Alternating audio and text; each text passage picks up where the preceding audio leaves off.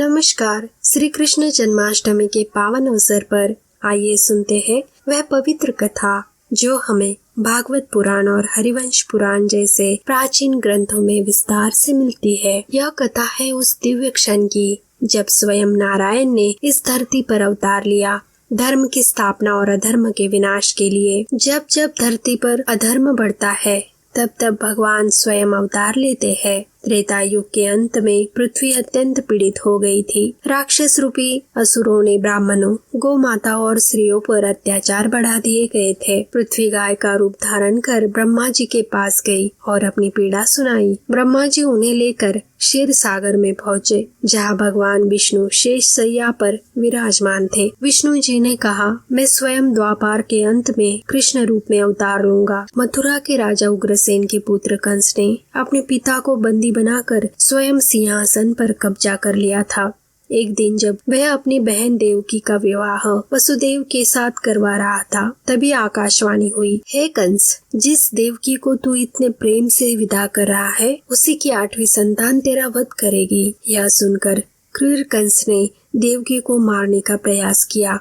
तभी वासुदेव जी ने उसे वचन दिया, मैं तुम्हें उसकी हर संतान सौंप दूंगा, पर कृपया करके देवकी को मत मारो। कंस ने दोनों को कारागृह में डाल दिया। एक एक कर कंस ने देवकी के 7 संतानों को निर्दयी रूप से मार डाला।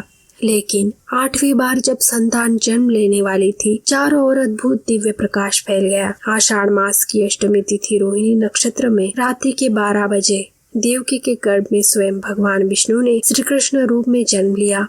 वे चतुर्भुज रूप में थे, शंख चक्र गदा और पद्म धारण किए। देवकी और वासुदेव ने नतमस्तक होकर स्तुति की। भगवान ने कहा, अब मैं बालक रूप धारण करता हूँ, तो मुझे गोकुल ले जाकर नंद यशोदा को सौंप दो। तभी सभी पहरेदार गहरी नींद में सो गए। कारागृह के ताले अपने आप खुल गए। वासुदेव जी ने श्री कृष्ण को टोकरी में रखा और यमुना पार करने चल पड़े। बारिश तेज हो गई थी, यमुना उफान पर थी।